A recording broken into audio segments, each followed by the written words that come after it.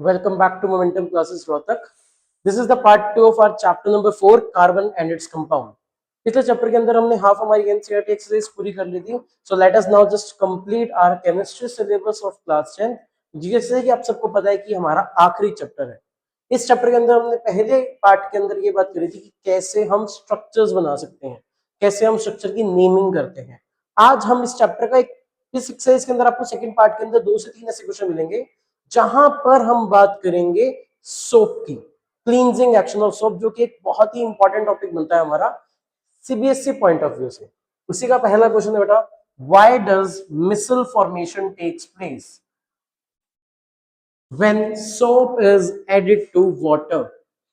ज्यादा डेप्थ में जाने से पहले हम एक बेसिक वर्ड है उसकी बात करते हैं. The first word is micelle. क्या होता है हमारे पास micelle? Micelle is nothing but it is the arrangement of soap molecules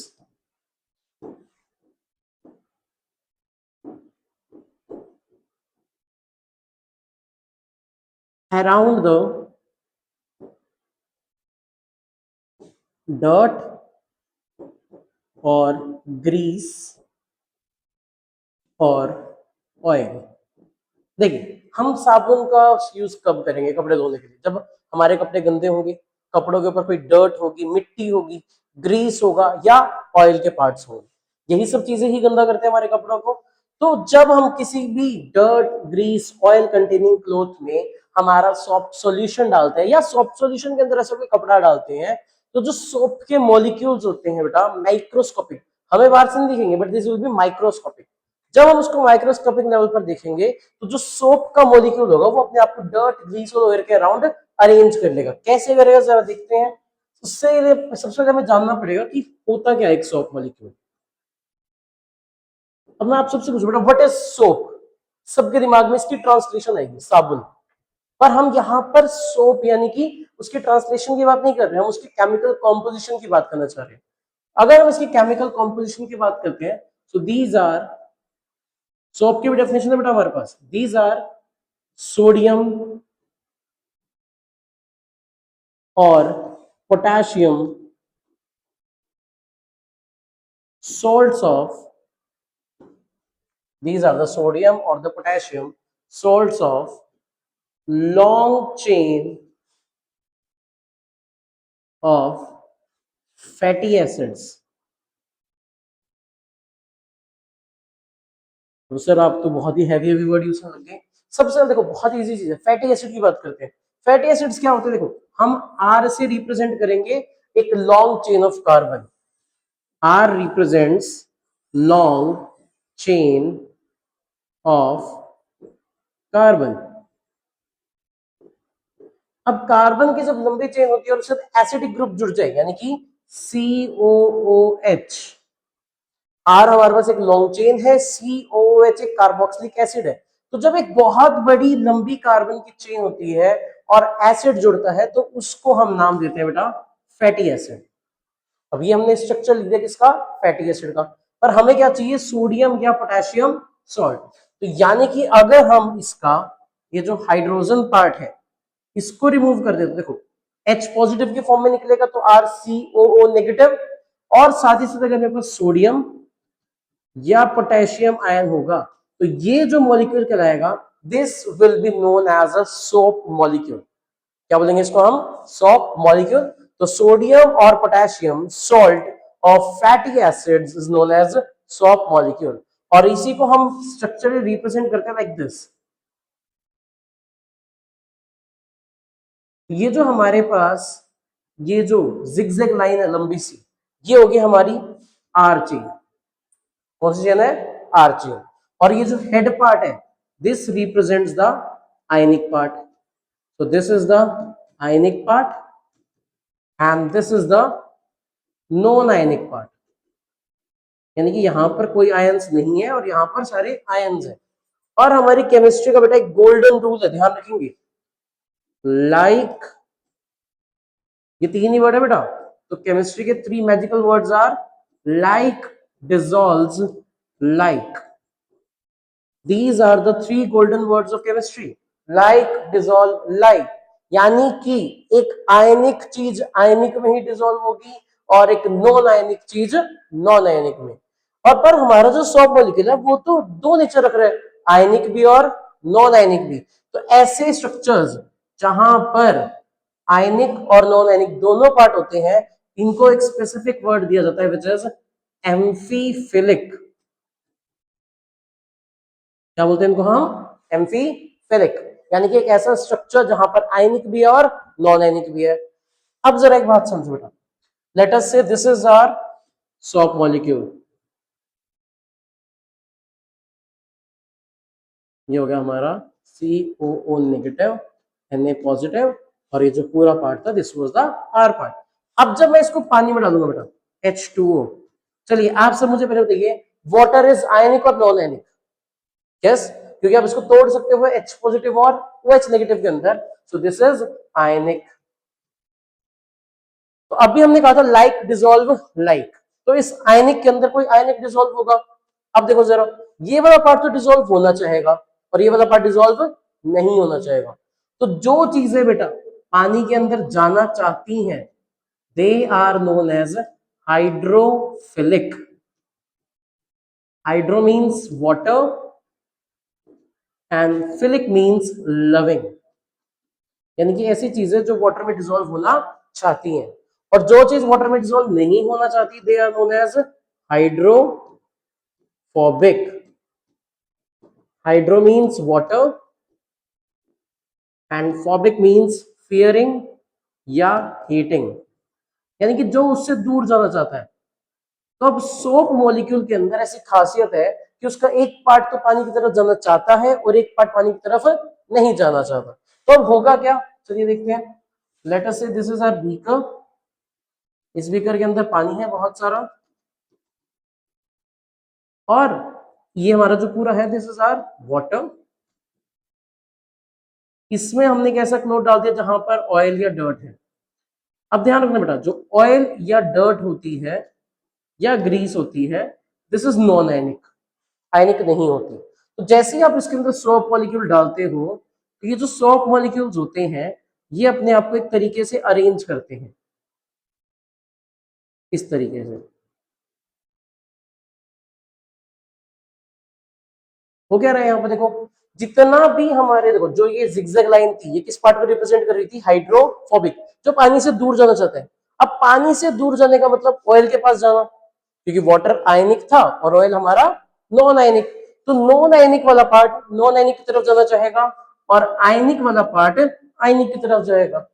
तो ये जो हमारी अरेंजमेंट है सोप मॉलिक्यूल की इस डर्ट के अराउंड, इसी को हम क्या नाम देते हैं? मिसल।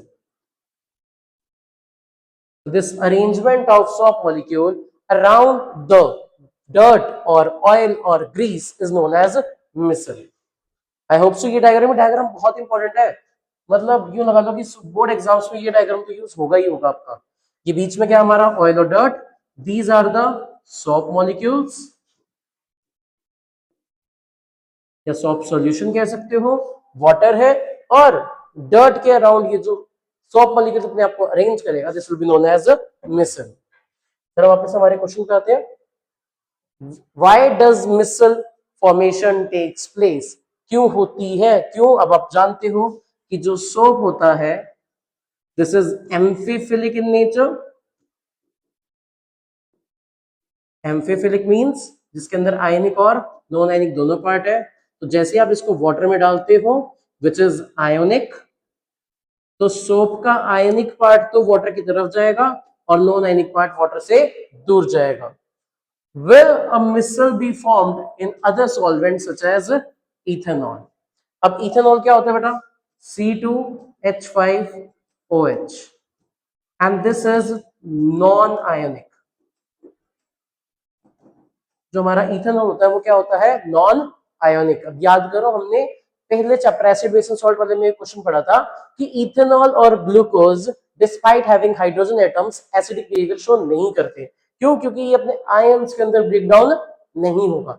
आयंस में ब्रेक डाउन नहीं होगा तो नॉन आयोनिक। अब जैसे ही हम सोप मॉलिक्यूल में या सोप मॉलिक्यूल को इथेनॉल में डिसॉल्व करेंगे तो वो इजीली डिसॉल्व हो जाएगा, क्योंकि सोप का जो मैक्सिमम पार्ट है वो कैसा है, नॉन आयनिक है। जो लॉन्ग चेन थी हमारी हाइड्रोफोबिक थी, तो ये जो सोप मॉलिक्यूल है ये इसमें डिसॉल्व हो जाएगा, और क्योंकि ये डिसॉल्व हो जाएगा तो कभी भी यहां पर मिसल की फॉर्मेशन नहीं होगी। मिसल की फॉर्मेशन सिर्फ और सिर्फ पोलर यानी कि आयोनिक सॉल्वेंट्स के अंदर होगी, नॉन आयोनिक सॉल्वेंट्स के अंदर नहीं होगी। क्योंकि हमने इतना बड़ा क्वेश्चन लिखना नहीं है बेटा, आपको सिर्फ इतनी सी काम लिखनी है, because soap is amphiphilic, ionic non ionic दोनों पार्ट्स है, वाटर इज आयोनिक, तो सोप का एक पार्ट वाटर की तरफ जाता है और एक पार्ट वाटर से दूर जाता है, इसी वजह से किसकी फॉर्मेशन होती है, मिसल। ये जो हमने सारा किया बेटा ये तो हमारे टॉपिक को समझने के लिए कि सोप मॉलिक्यूल होता क्या है एंड मिसल बनता कैसे है। आई होप सो कि वो क्वेश्चन समझ आ गया। चलिए next question, why are carbon and its compound used as fuel. जब कभी भी हम बात करते हैं बेटा फ्यूल की, क्लास 8 की डेफिनेशन है ये कि फ्यूल होते क्या है, द सब्सटेंसेस which produce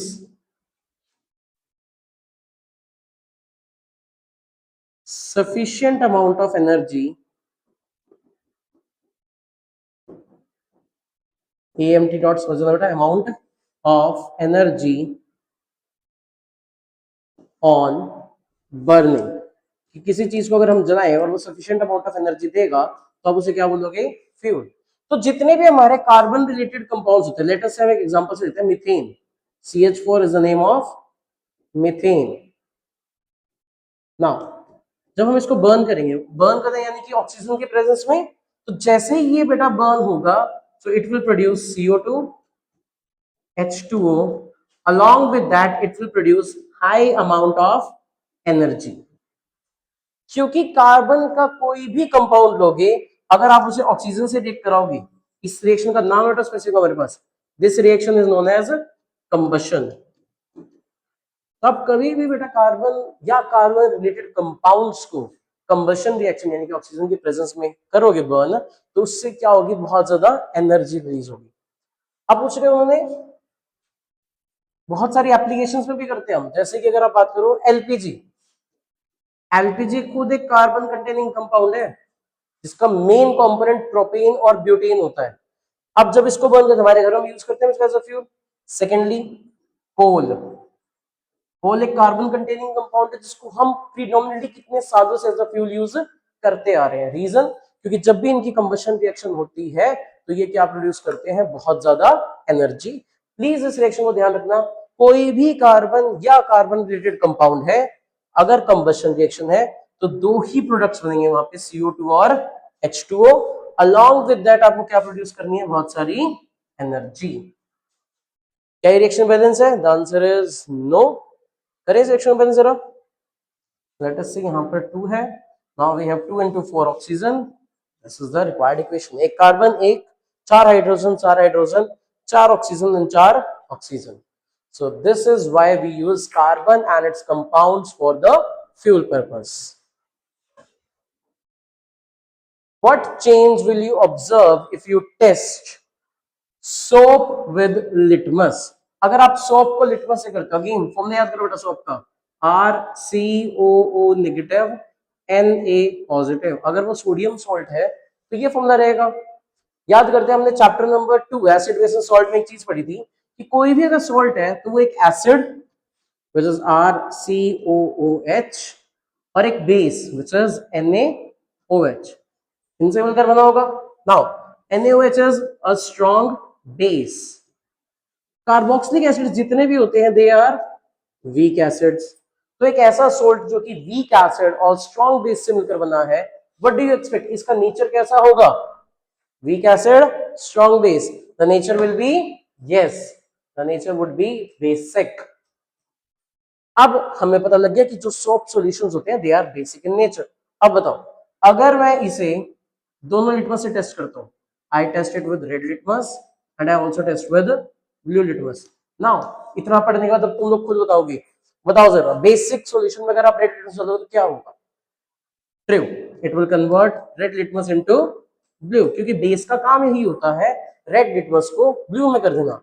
और जो ब्लू लिटमस होगा वहां क्या होगा, ऑलरेडी जो चीज ब्लू है उसको कन्वर्ट नहीं करेगा, So blue litmus will remain as it is. So when we will test red litmus with the soft solution, it will be converted into blue, and when we will use test blue litmus with the soft solution, the color will remain as it is, because soft solutions are basic. Basic का reason भी दे सकते हो, it is made from a weak acid and a strong base. Next, what is hydrogenation? नाम से कुछ चीजें clear करा करो. हाइड्रोजिनेशन क्या होता है? Hydrogenation, it is the process of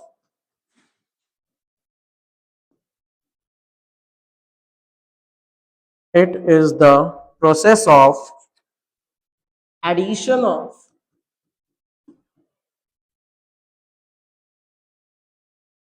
hydrogen to an unsaturated compound.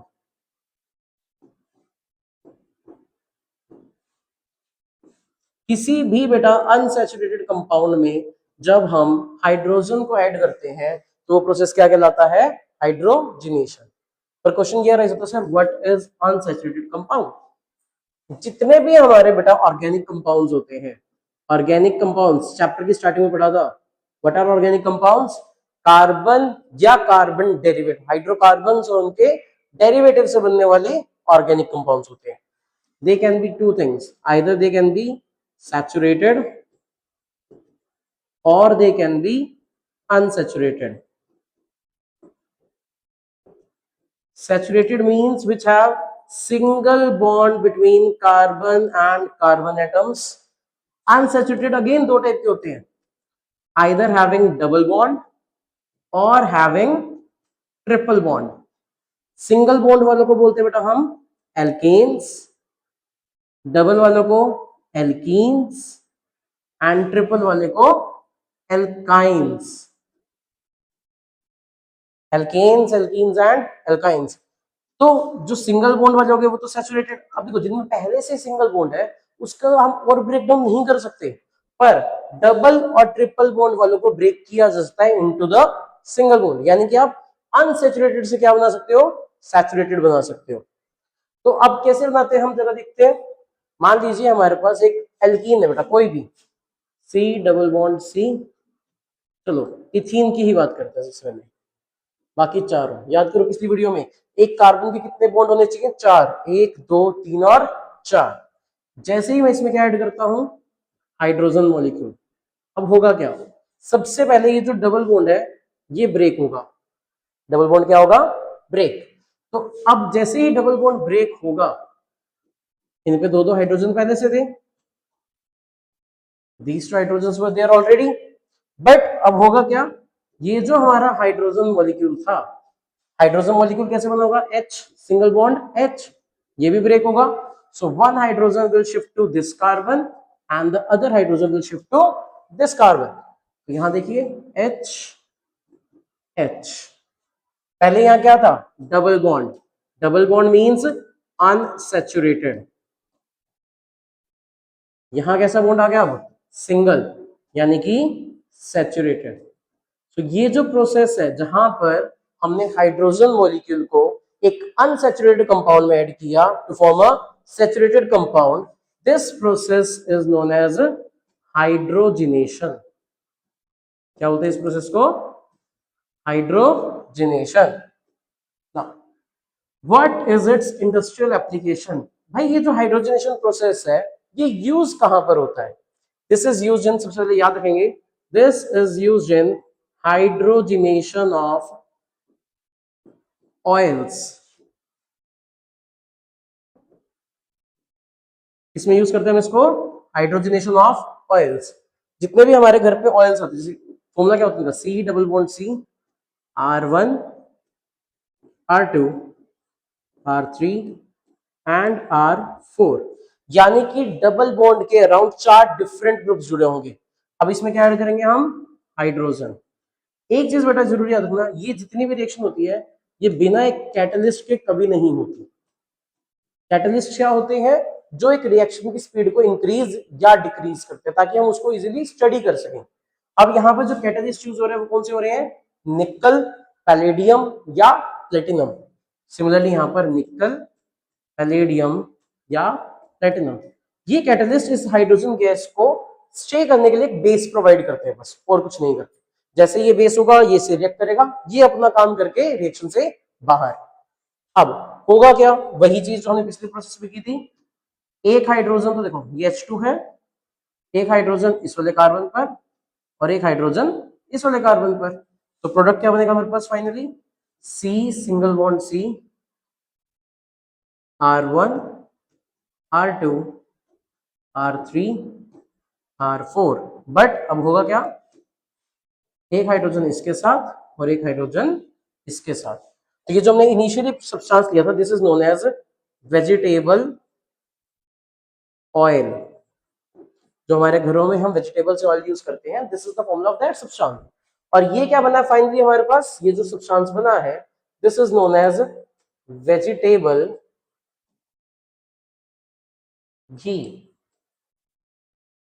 क्या बना हमारे पास, वेजिटेबल घी। वेजिटेबल घी बोल सकते हो या फिर आप इसको वनस्पति घी भी बोल सकते हो। अब एक ना बड़ा ट्रिक क्वेश्चन है यहाँ पर, बच्चे रिलेट कम करते हैं इस क्वेश्चन से, बट ये क्वेश्चन बहुत इंपॉर्टेंट है। हमारी हेल्थ के लिए वेजिटेबल ऑयल अच्छा है या वेजिटेबल घी अच्छा है? अगर आप अपने इतने सालों का एक्सपीरियंस यूज करोगे, अगर आप सुनते आ रहे हो बचपन से उसका यूज करो, आप बोलोगे सर घी अच्छा होता है, ऑयल अच्छा नहीं होता। But the scientific fact is different. Vegetable oils are better for our health as compare to the vegetable ghee. इसका रीजन क्या है, वेजिटेबल ऑयल क्योंकि अनसेचुरेटेड है, ये हमारी बॉडी में जाकर ब्रेक डाउन हो जाता है। वेयर एज जो घी होता है that is a saturated fat. अब सैचुरेटेड फैट का नुकसान क्या होता है कि वो हमारी बॉडी में जाके इजीली ब्रेक डाउन नहीं होता और वो हमारे ब्लड वेसल्स के अंदर डिपॉजिट होता जाता है। So for that option vegetable oil is better. And how do we convert vegetable oil into vegetable ghee? By hydrogenation. So this is the industrial application of hydrogenation. And you would say hydrogenation of oil is the industrial application of hydrogenation. I hope so कि ये question clear हो गया, hydrogenation क्या होता है और उसकी application क्या होती है। तो नेक्स्ट क्वेश्चन, अब तो बिल्कुल सिंपल सा क्वेश्चन है। Which of the following hydrocarbons will undergo hydrogenation? क्या क्या दे रखे, C2H6, C3H8, C3H6, C2H2, CH4। अभी हमने बात करी थी कि हाइड्रोजनेशन सिर्फ और सिर्फ अनसैचुरेटेड कंपाउंड्स में होगी। कितने टाइप के कंपाउंड रहे थे अभी, तीन, alkane, alkene and last was alkyne. इनके बेटा जनरल फॉर्मूला जरूर याद रखना, पिछली क्लास में बताए हुए थे, CnH2n plus 2, CnH2n, CnH2n minus 2. If the number of hydrogen atoms are 2 more than the double of carbon atoms, तो आप बोलोगे एल्केन, और वहां पर कभी भी हाइड्रोजनेशन नहीं होगी। और अगर हाइड्रोजन डबल या डबल से दो कम है तो they will come under the category of unsaturated and they will show that. यहां देखो हाइड्रोजन से है कार्बन 2, कार्बन का डबल करो, 2 2 जा 4, 4 प्लस 2 6, यानी कि 2 मोर देन डबल, तो ये सैचुरेटेड है, इसके अंदर हाइड्रोजनेशन नहीं होगी। 8, 3 2 जा 6 प्लस 2 8, अगेन सैचुरेटेड है, नहीं होगी। 3 2 जा 6, यानी कि एग्जैक्टली डबल, डबल यानी कि एल्कीन, एल्कीन है तो इसके अंदर हाइड्रोजनेशन होगी। देन वी हैव C2H2, 2 2 जा 4, 4 minus 2 2, यानी कि 2 लेस देन द डबल, इसके अंदर भी हमारी हाइड्रोजनेशन होगी। लास्ट इज CH4, कार्बन जहां पर कुछ ना लिखे, समझना कार्बन कितना है वहां पर, 1, 1 2 जा 2, 2 प्लस 2 4, यानी कि ये कैसा हो गया फिर से एल्केन, तो यहां पर भी हाइड्रोजनेशन नहीं होगी। अब वर्ड उन्होंने दिया था बेटा हाइड्रोजन की जगह पे क्या वर्ड यूज किया, एडिशन। अब ऐड आप उसी के अंदर कर सकते हो जो पहले से अनसैचुरेटेड है। क्लास 9th में सैचुरेटेड अनसैचुरेटेड वर्ड याद करे थे, सैचुरेटेड सॉल्यूशन जिनके अंदर आप और भी सॉल्यूट ऐड कर सकते हो, और सैचुरेटेड जिसके अंदर आप और सॉल्यूट ऐड नहीं कर सकते। ऐड कब करोगे, जब वो अनसैचुरेटेड होंगे, सैचुरेटेड होंगे तो उसके अंदर कोई चीज ऐड नहीं हो पाएगी। Give a test that can be differentiate between saturated and unsaturated hydrocarbon. Sir आप इतनी देर से बोल रहे हो कि सैचुरेटेड अनसैचुरेटेड सैचुरेटेड अनसैचुरेटेड, अगर हमारे सामने, चलिए हमें ना सर किसी ने लैब में दो टेस्ट ट्यूब दे दी, अब दोनों ही colourless liquid, this is the colourless liquid A, this is colourless liquid B, और किसी ने कहा इनमें एक में सैचुरेटेड और दूसरे में अनसैचुरेटेड, चलो भाई इसका डिफरेंशिएशन करके बताओ, कैसे करोगे डिफरेंशिएट? बहुत सिंपल है सर, क्या करेंगे, we will add bromine water, क्या ऐड कर देंगे, ब्रोमिन वाटर, दोनों ही केस में। अब होगा क्या जरा देखो, जो हमारा ब्रोमिन वाटर होता है that is reddish brown in colour, किस कलर का होता है, रेडिश ब्राउन। अब ये चीज गांठ मार के याद कर लो, चलिए, one is saturated and the other is unsaturated. Saturated कभी भी एडिशन रिएक्शन शो नहीं करते, प्रीवियस क्वेश्चन हमने डिस्कस करा, तो सैचुरेटेड के अंदर आके कभी भी ब्रोमिन वाटर ऐड नहीं हो पाएगा, कभी भी ऐड नहीं हो पाएगा। तो मान लेते हैं, चलो हाइपोथेटिकली बात करते हैं कि ये जो था ये सैचुरेटेड था और दिस वन वाज अनसैचुरेटेड, अभी हमें पता नहीं है कि कंफर्म है या नहीं है, हम पहले अजम्पशन कर रहे हैं, फिर हम ऑब्जर्वेशन करेंगे, फिर हम चेक करेंगे कि हमने जो एज्यूम किया था वो करेक्ट है या नहीं। तो अगर ये मेरे पास सैचुरेटेड है तो इसके अंदर ब्रोमिन वाटर जाके कभी भी ऐड नहीं होगा, और जो कलर है ब्रोमिन वाटर का वो एज इट इज रहेगा, वेयर एज अनसैचुरेटेड के अंदर ब्रोमिन वाटर ऐड हो सकता है, और जैसे ही वो ऐड होगा तो उसका जो कलर होगा दैट विल डिसअपियर। क्यों? क्योंकि अब ब्रोमिन वाटर तो बचा ही नहीं वहां पे बेटा, ब्रोमिन वाटर ही नहीं बचा तो उसका कलर भी नहीं बचेगा। तो सिंपल सा टेस्ट देंगे हम कि we will take two test tubes A and B and we will add bromine water to both the solutions, if the colour remains as it is, अगर कलर एज इट इज रहता है तो the compound is saturated, and if the colour disappears the compound is unsaturated. This is the best test to identify whether a compound is saturated or unsaturated. समझ आ गई ये बात? चलिए दोबारा से एक बार देख लो ध्यान से, भाई ब्रोमिन वाटर है, रेडिश ब्राउन कलर का है, दो टेस्ट ट्यूब ली, दोनों में डाल दिया, जिसमें कलर गायब, जादू हो गया, वो अनसैचुरेटेड, जिसमें कलर वैसे का वैसा ही रह गया यानी कि सैचुरेटेड। अब कुछ बच्चे कहते हैं सर इसकी रिएक्शन तो कैसे होगी, देखो जरा, मान लो दिस इज अ, वही बात करते हैं, मान लो यहाँ पे H, यहाँ R2, मतलब कुछ भी हो सकता है, साइड ग्रुप्स कुछ भी हो सकते हैं, उससे हमें कोई फर्क नहीं। अब मैं Br2 यानी कि ब्रोमिन वाटर ऐड कर रहा हूँ, जिसका खुद का कलर कैसा है, रेडिश ब्राउन। अब होगा क्या, जैसे आप डालोगे देखो ब्रोमिन वही H2 की तरह कैसे एग्जिस्ट कर रहा है, देखो Br single bond, Br bond break होगा, यहां से डबल बॉन्ड ब्रेक, एक ब्रोमिन इस पे, दूसरा ब्रोमिन इस वाले कार्बन पर, फाइनल प्रोडक्ट क्या बन जाएगा, सैचुरेटेड। यहाँ क्या था, H R2 H R1, एक ब्रोमिन यहाँ गया, एक ब्रोमिन यहाँ आ गया, तो यानी कि जो ब्रोमिन वाटर का रेडिश ब्राउन कलर था वो अब कलर क्या हो जाएगा, डिसअपियर। तो कलर किस में डिसअपियर होगा, जब वो क्या होगा, अनसैचुरेटेड, और वही अगर पहले से ही सैचुरेटेड है, R1 H R2 R3 H R4, अब जब आप इसके अंदर ब्रोमिन वाटर यानी कि Br सिंगल बॉन्ड Br डालोगे, ये तो बॉन्ड ब्रेक हो जाएगा, भाई पहले इसके चारों बॉन्ड बने हुए हैं, तोड़ोगे किसको, तोड़ ही नहीं पाओगे तो कभी ब्रोमिन इसके ऊपर अटैक नहीं कर पाएगा और उसका कलर एज इट इज रह जाएगा। चलिए हमारे चैप्टर का लास्ट क्वेश्चन है, explain the mechanism of cleansing action of soap. अब जो सर आपने इतनी कहानी मिसल की पहले गई थी, ये साबुन काम कैसे करता है, उसी डायग्राम से स्टार्ट करेंगे क्योंकि वही हमारी कहानी है सारी। देखिए this is the water, this is the oil dirt और the grease, oil slash dirt slash grease. अभी हम थोड़ी देर पहले बात करी थी कि अगर मैं यहाँ 100 मॉलिक्यूल डालूंगा तो वो अपने आप को अरेंज करेगा कैसे, जो उसका हाइड्रोफोबिक पार्ट है वो अंदर, हाइड्रोफिलिक पार्ट बाहर।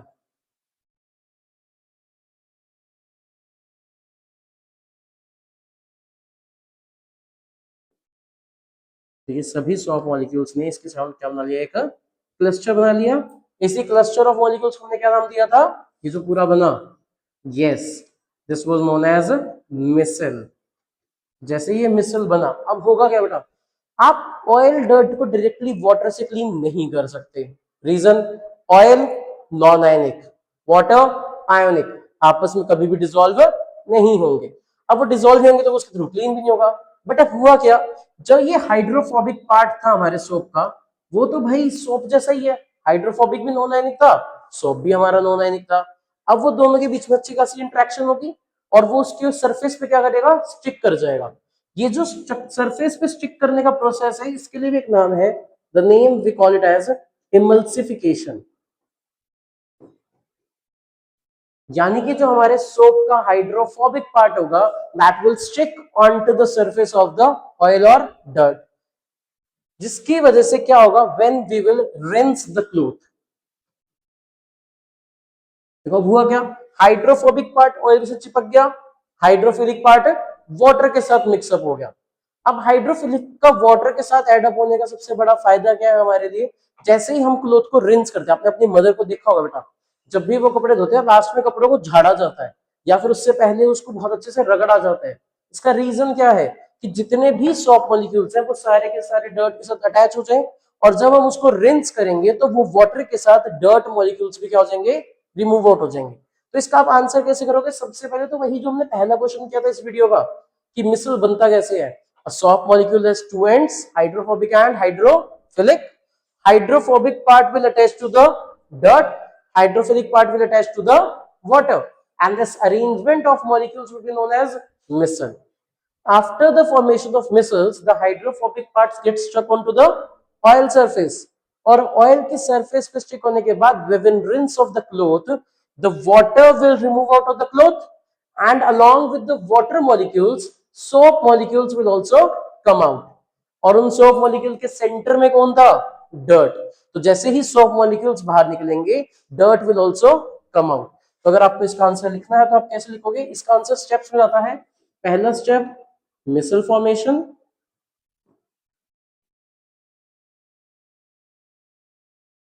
second process emulsification, and the third process is rinsing of the cloth.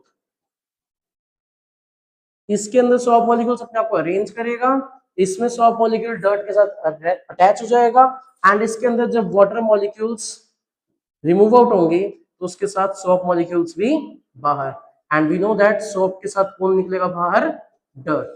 So this is how the soap cleans out the clothes. कोई भी जब हम सोप सॉल्यूशन डालते हैं हमारे डर्टी कपड़ों के साथ, इस तरीके से वो कपड़े से बाहर निकल जाते हैं। So this was the NCERT exercise of your chapter number 4। देखो हर वीडियो की तरह मैं फिर से भी कहूंगा, आई होप कि तुम सभी इन सभी वीडियोस को एक कॉन्टिन्यूटी में देख रहे हो, क्योंकि कहीं ना कहीं अब इस चैप्टर के अंदर भी बेटा हमने जब वो सोप के नेचर की बात करी, वो हमारा एसिड बेस सॉल्ट से ही रिलेट करी है।